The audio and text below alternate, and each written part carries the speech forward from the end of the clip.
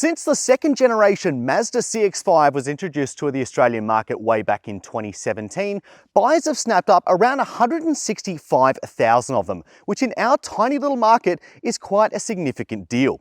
In fact, there's so many of them on the road that during my week of testing, I've come across not one, but two that look exactly like this, and I've thought that I've parked it in the wrong place. And it's a real testament to just how many of these things are on the road. And it's not hard to see why so many people love the CX-5. It looks sharp even in 2024, and the interior fit and finish is really a cut above many in this segment. However, at the tail end of last year, we did see an update for this model, and it's not all good news. For one, that frugal 2.2-litre turbo diesel is now banished from the range after years of slow sales, and there's still no sign of a hybrid for this model, despite the fact that Mazda is starting to roll it out for the CX-50, which is similar in size to this model, in overseas markets. So, bit of a disappointment there. But what I want to find out today is to see if the CX-5 in its updated form stacks up against its newer competition. I'm talking about the Honda ZR-V, I'm talking about the Honda CR-V, the Nissan X-Trail, and of course the dominant Toyota RAV4. There's plenty of healthy competition there. Let's go find out if it's good enough to stack up against the best. But before we jump into today's video, please don't forget to like and subscribe and comment down below if you want to see more content like this. Chasing cars, honest reviews of your next car.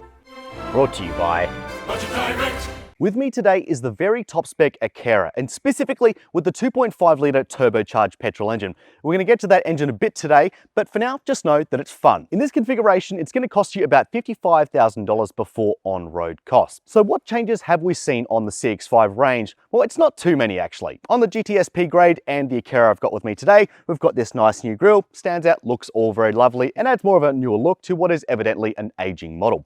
As we come down the side here, we see we've got the 19-inch wheels here. I really like these. I think they're a nice balance. They've still got a good amount of chunky tire on them, which does aid the driving experience, as we'll talk a little bit more about later on. On some of the lower grades, like the Touring, we have seen a step up to some synthetic leather seats, which is also nice, but otherwise the changes are pretty minimal on this update. Now, I think you'd be hard-pressed to walk down any street in Australia and not see a CX-5 that looks a heck of a lot like this one, but there have been some upgrades along the way that I do think have enhanced the experience. For one, we've got some LED headlights across the range. Not all models do that. I'm looking at you, Hyundai. And we also have some LED daylight running lights on some of the higher trims, so that's awfully nice. I think if you look at the overall dimensions of this model, it does look to be fairly compact, though if you look at it actually in terms of numbers, it's kind of similar in size to its rivals. So look, I don't know, that's what it looks like on the outside. Let's have a look on the inside. So jumping inside the CX-5 now, we come into one of my favorite, but also least favorite parts of this car. That'll make a bit more sense later on. Starting with the good bits, I just really like the design of this. It's really simple, it's laid out well. Yes, it's a little dull in its color scheme, but overall it's laid out well. It's logical, it's easy to use. For one, we've got things like physical climate controls down here. Very lovely indeed. We've got things like a rear shifter. How nice. So it's easy to lodge back and forth when you need it to be. We've also got some other things like our 10.25-inch touchscreen up here. That's in a nice place, nice and visible as well. Bit more on that later on. As far as build quality, well, look, it's pretty good in this space actually. Though I do notice that there are some wonky bits of stitching on our seats over here, which are probably not the most ideal, but the seats themselves I do think are actually pretty comfortable. Unfortunately though, this space does feel a little bit more cramped than its rivals. You don't really have that room to move, and you also don't have a bunch of storage. In comparison to things like my old X-Trail long-termer, I don't have as much storage, or really any storage, underneath the transmission column here, and I don't have any or much at all under the armrest here. So that's a little bit disappointing, and you've only got things like a pretty simple bottle holder in the door and a little bit of extra room down the side of the door. So a bit disappointing on the storage front there. As far as actual features, well, this is the top spec Akera, as I said, so we get things like really nice Nappa leather on the seats. Now, personally, I would go for the GTSP grade, and the reason for that is you still get quite a lot for your money.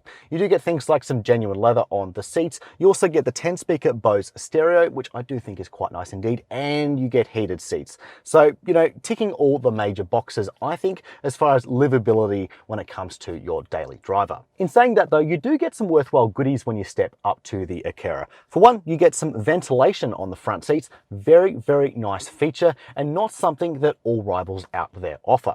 You also get a heated steering wheel, always a nice touch on a cold day, and you get heated outboard rear seats, so always very good. And finally, you get a 360-degree camera, which is not just included, but it's also pretty good.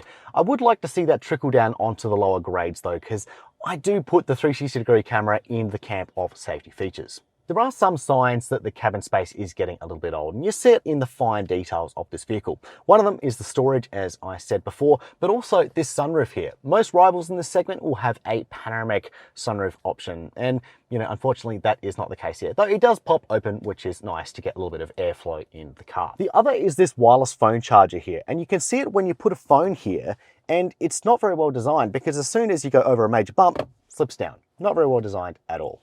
But really, all those things are pretty minute details in the grand scheme of things. So let's come lastly to what I think is unfortunately a bit of a negative for the CX-5, and that is the 10.25-inch touchscreen.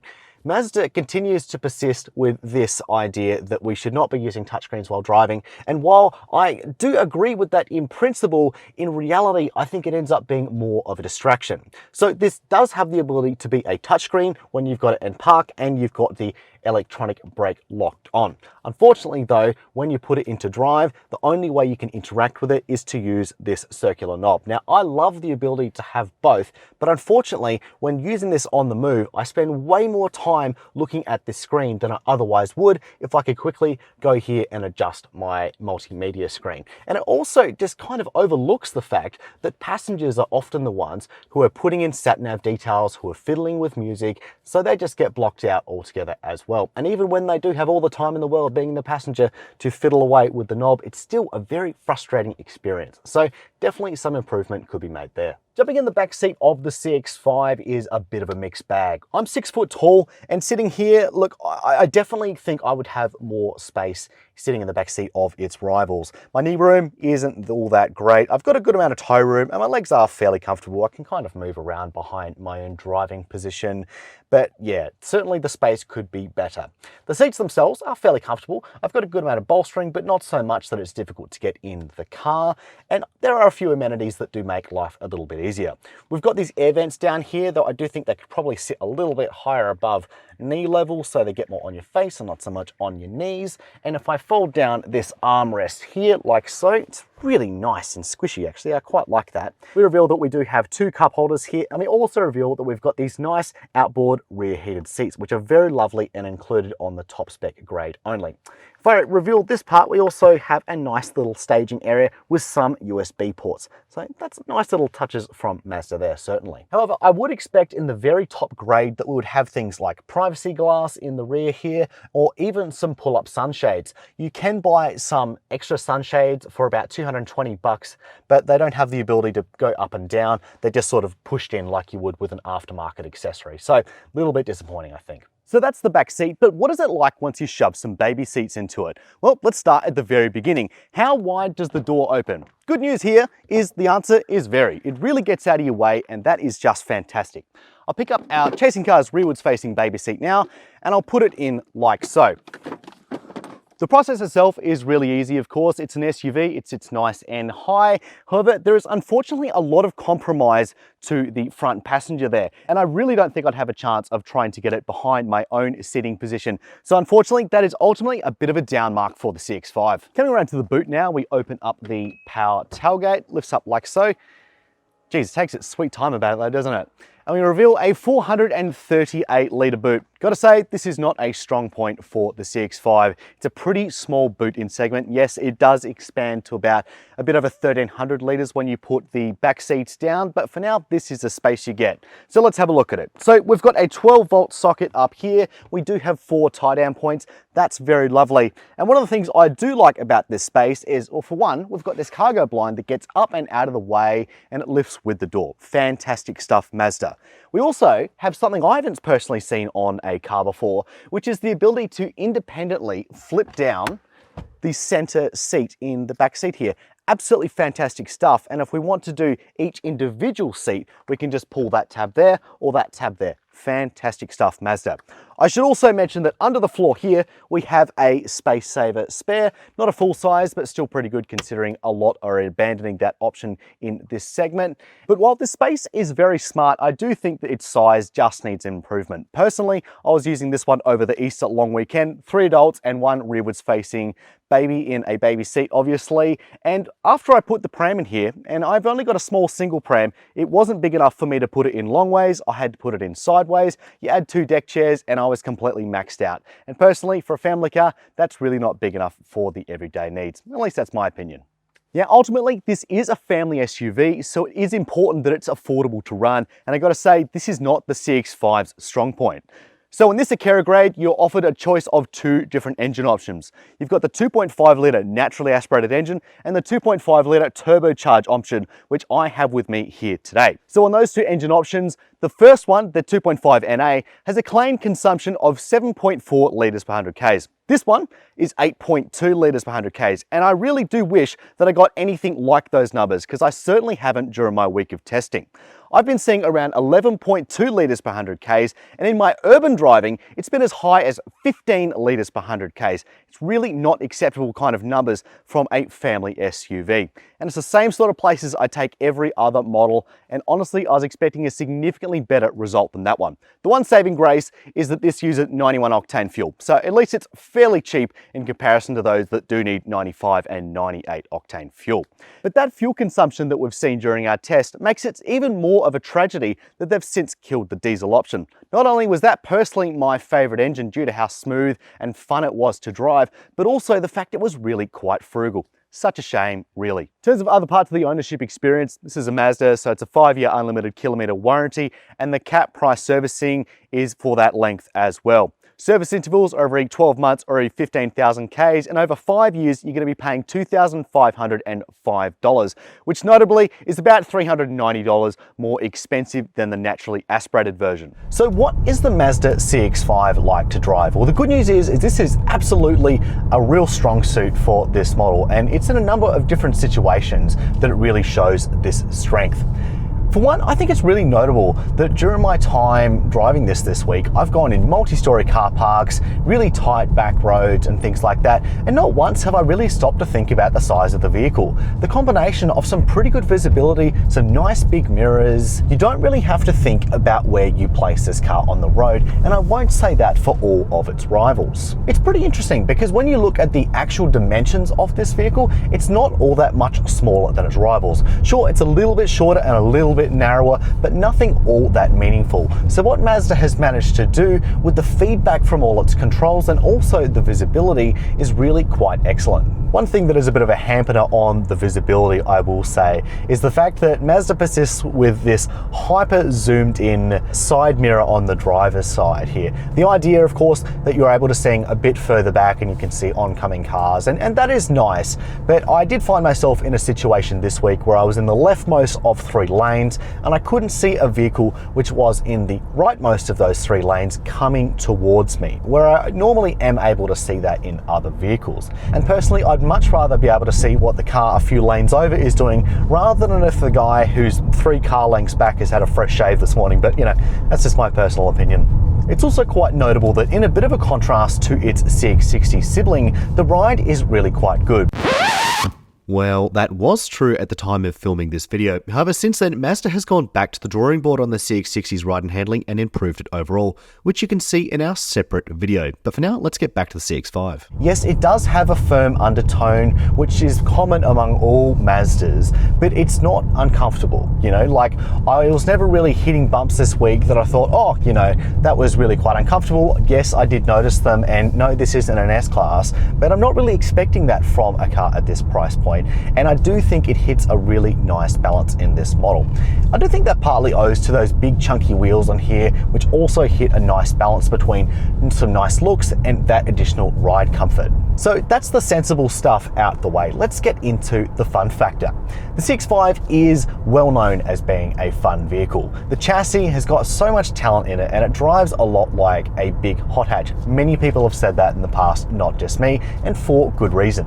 Yes, it does sit pretty high fly off the road, but it doesn't feel hugely compromised. It rolls, but you can roll with it and you can turn into a corner and have confidence that you're going to come out of the other side still stuck to the road. The chassis can shift around when you want it to and not when you don't want it to, which is of course very important when you're leaning into a car hard on those corners. And while that isn't the primary objective of many people buying these cars, I do think it's nice that there is an option out there where if you do want a bit more fun factor, but you still need to have some remnants of practicality, that this option is on the market and it does exist for you to snap one up. And I think the fact that so many Aussies have flocked to the CX-5 is testament of the fact that we really do like a good driving vehicle. Now, of course, this is the turbo model, the 2.5 litre turbocharged 4-cylinder. And this one, the outputs on it are actually pretty good. 170 kilowatts of power at 5,000 RPM and 420 newton meters at 2,000 RPM. Both great numbers and both in the right place.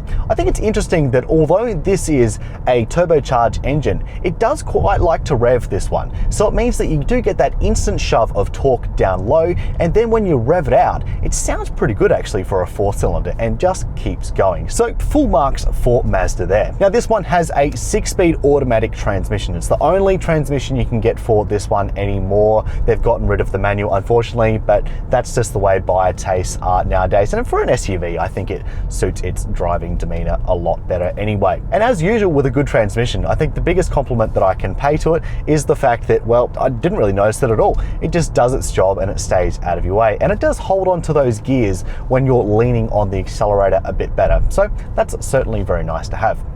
Finally, this is an all-wheel drive model, and look, I haven't driven many wet weather conditions this weekend, but I do know from experience that Mazda all-wheel drive systems, they're a little bit lazy. They do heavily rely on the front wheels and they don't transfer power to the back much at all. Though I will say that when taking off from a traffic light or when accelerating onto the highway, I have noticed a bit more rear engagement than I have on models like the CX-9, which is of course now discontinued. So it's nice to see a bit more play there. But when I'm coming out of corners, I would like to see a little bit more engagement from those rear wheels. Something like a Subaru Forester, for example, which doesn't handle nearly as good as this vehicle, does have more engagement from those rear wheels. So maybe a little bit of improvement there, but I don't think it's a meaningful issue, to be honest with you. So lastly, let's talk about safety.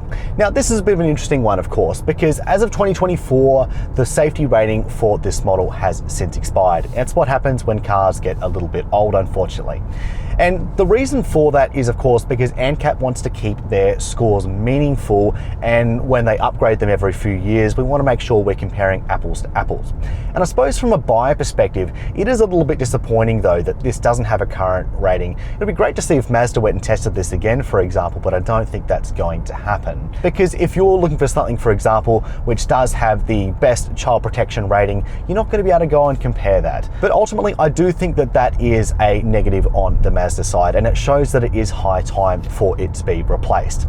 Another sign of that age, for example, and one of the reasons that it might not perform so well if it was to be tested again, is because we're missing equipment like a front center airbag. Of course, that is designed to stop the front two people in the cabin from colliding together in a collision. But in all other areas, I think it's really commendable just how much safety equipment the Mazda does have. They've equipped it as standard with things like front and rear AEB, which is unfortunately not standard across the industry just yet.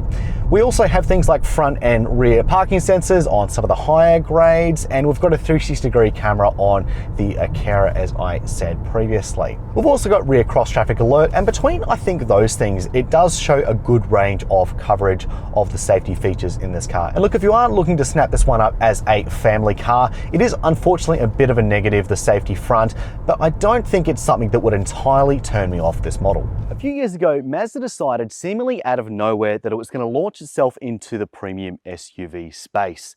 It got us really excited here at Chasing Cars, and that excitement came to a head when our long-term CX-60 rolled into our garage. But over the preceding 6 months, I watched as each member of our team went into that car and came away unfortunately disappointed. So why were our hopes so high? Well, that's because over the last few decades, Mazda has made a real habit out of taking vehicles like the MX-5, the Mazda 3 hatch and sedan, and indeed this CX-5 I've got with me today, which are relatively simple concepts on paper and executing them very, very well. So that's the backstory, but let's now answer the question we posed at the start of this review.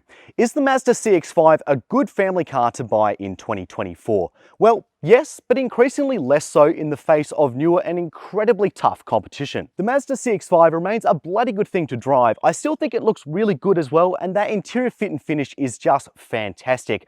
However, there are some small areas where it's starting to fall behind, such as safety. Well, yes, this doesn't have an ANCAP rating anymore, but it's still absolutely packed full of features. And then there's some more significant areas like fuel economy and also the interior space where it's simply lagging behind its competitors in a major way. And it's not like the CX-5 is cheaper than the bulk of its rivals on the market either. You can often find yourself in a competitor with a hybrid system included and still be under the cost of this vehicle. Personally, if I had 60 grand to play with, I don't know if this would be the one I would go for in 2024. But anyway, those have just been my thoughts on the CX-5, and I'm keen to hear your thoughts from owners out there and also those who are looking to snap one up in 2024. Let me know why in the comments down below. Don't forget to like this video, but for now, that's all. Thank you for watching Chasing Cars.